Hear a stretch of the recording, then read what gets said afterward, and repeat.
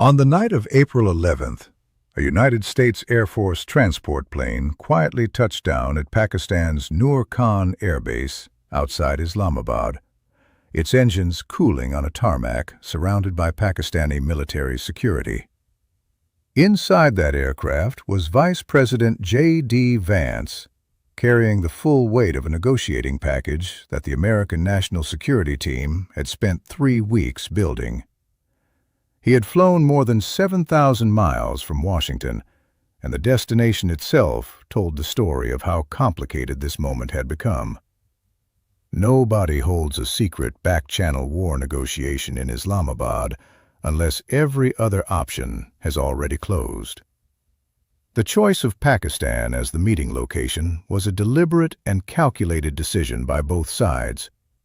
Islamabad offered something no European capital could provide: a neutral space that Iran and the United States could both accept without the optics of a formal diplomatic summit. The United States and Iran had not maintained official diplomatic relations since 1979, which meant every communication between Washington and Tehran traveled through a relay country, and in this crisis, Pakistan had become the most trusted relay of all.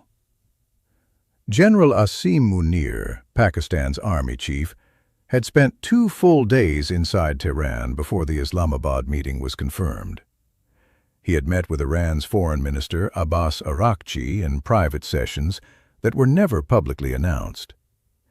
He had sat with Parliament Speaker Mohammad Bagher Khalibaf and explored where the Iranian political establishment's actual red lines were.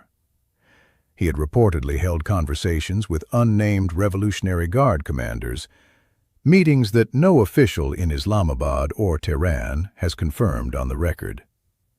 He came back to Islamabad believing he had assembled enough cross-institutional support inside Iran to make the talks a genuine opportunity. He was wrong, but he would not fully understand that until much later. The venue chosen for the talks was a secure government guest house in the controlled perimeter of the Pakistani capital. It had no lobby where reporters could wait. It had conference rooms that could be swept for electronic surveillance and sealed corridors that allowed delegations to move without being photographed together. The American team arrived first. The Iranian delegation arrived through a separate entrance 2 hours later. No images of the two sides in proximity exist from that night because the Pakistani hosts ensured there would be none. The Americans sat down with a clear and specific negotiating agenda built around 3 core demands. The first demand was the immediate reopening of the Strait of Hormuz to commercial shipping under an internationally monitored framework, allowing tanker traffic to resume without either side formally conceding anything about the broader military confrontation. The second demand was a verifiable freeze on Iran's uranium enrichment activities at current levels, a confidence-building measure intended to prevent the nuclear situation from escalating while the diplomatic process was established. The third demand was an immediate end to financial transfers from Tehran to proxy forces operating in Lebanon, Yemen, and Iraq, cutting off the financial oxygen sustaining multiple smaller conflicts burning around the edges of the primary confrontation. In exchange, the United States was prepared to offer a partial lifting of the naval blockade on Iranian port access, a 60-day freeze on new economic sanctions, and a formal commitment to begin comprehensive diplomatic negotiations within 30 days of any preliminary agreement being signed. On paper, this was a serious and workable starting point.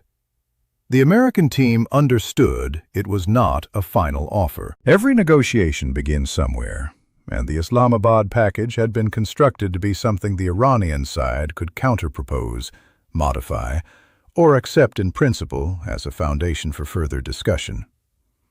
What the American team got in response to their full presentation was a request for a recess. The Iranian team stepped out of the conference room and spent 25 minutes in the corridor.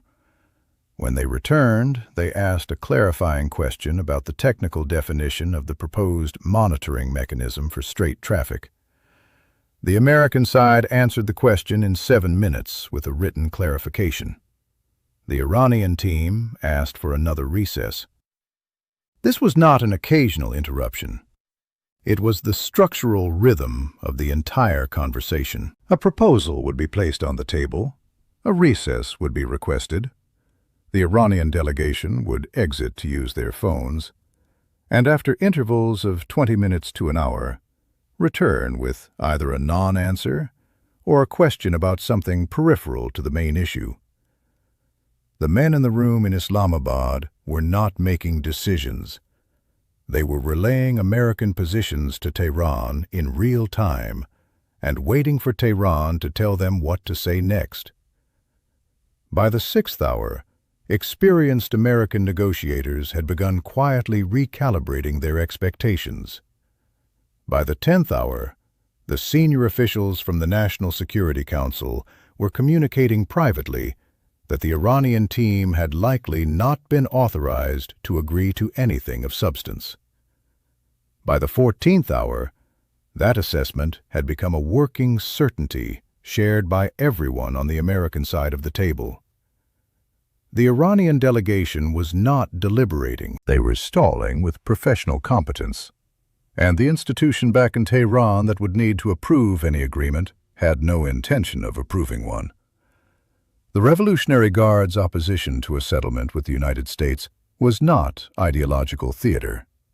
It was structural self-interest of the most concrete kind. The Revolutionary Guard operates an internal economic ecosystem inside Iran that runs parallel to the official government budget and depends on the same scarcity that American sanctions create. They control access to certain fuel allocations. They manage specific currency exchange mechanisms.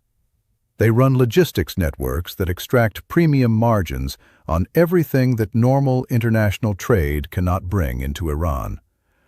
An end to the blockade and a normalization of Iran's trading relationships would not benefit the Revolutionary Guard. It would expose their controlled networks to competition from legitimate commerce and dismantle the economic architecture their power is built on. For the Revolutionary Guard, the war was not an emergency to be resolved. It was a structural condition to be maintained. General Munir had understood this dynamic before the talks began. He had spent 2 days in Tehran trying to make the case to Revolutionary Guard commanders that the long-term costs of the American blockade were approaching a threshold the Guard's parallel economy could not survive. He had pointed to the oil storage data. Iran's onshore capacity of 50 to 55 million barrels was 60% full, leaving perhaps 13 to 16 days of operational buffer before the oil fields themselves would face forced shutdown. The Guard had listened. They had responded with sufficient ambiguity that Munir had left Tehran believing the talks had a chance. What he had actually received was permission to hold a meeting, not permission to reach an agreement. Around the 17th hour, the American team changed its approach entirely. They stopped presenting proposals and began asking direct, structural questions instead. Had the Revolutionary Guard been formally consulted on any element of the American framework? The Iranian delegation confirmed they were speaking for the full Iranian government. The Americans pressed specifically, had the Revolutionary Guard explicitly authorized a commitment regarding the Strait of Hormuz? The Iranian side requested a recess. When they returned, 40 minutes later, they delivered a prepared statement informing the American team that the Revolutionary Guard's operational posture was a matter of national security that could not be shared with foreign parties in a negotiating context. That answer was the door closing. The Revolutionary Guard had not authorized any commitment, and the men in the room had known this from the beginning. J.D. Vance departed Islamabad before dawn without holding a press conference and without releasing any statement of his own. The Pakistani government issued a single brief communiqué using the precise diplomatic language that governments use when nothing has happened. Serious and constructive discussions, continued engagement through established channels, shared commitment to dialogue. 6 days later, on the morning of April 17th, Iran's foreign minister stood before cameras and announced the Strait of Hormuz was open for commercial shipping. Markets dropped 11% in 3 hours. The American stock exchange hit record highs.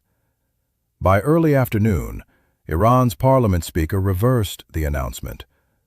The Revolutionary Guard confirmed the reversal within hours. Everything the Iranian Foreign Ministry had worked toward in Islamabad, and everything Iraqchi had attempted on April 17th, was dismantled by the same institution on the same day in front of the entire world. The implications of this failure extend beyond the immediate crisis.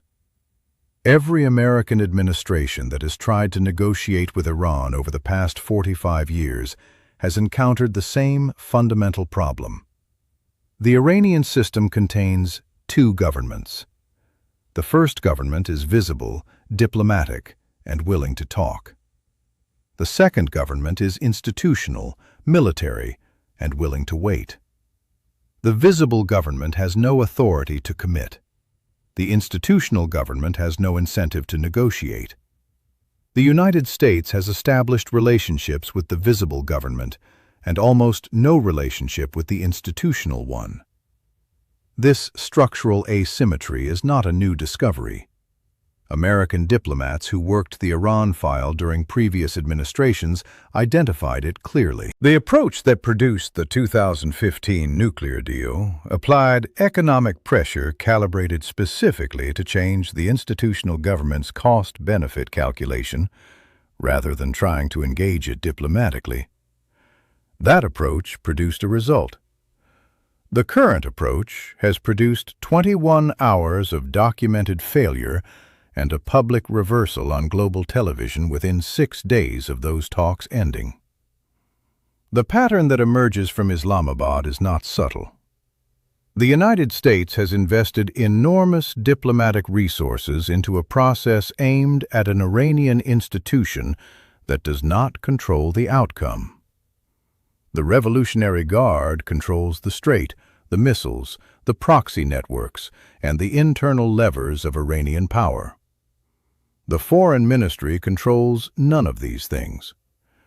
Every negotiating session between American officials and Iranian diplomats is being conducted with the wrong counterpart. The people who need to make a decision are not in the room, and they have structured things so that they never have to be. The ceasefire deadline moves closer. The oil storage fills further. The strait remains closed.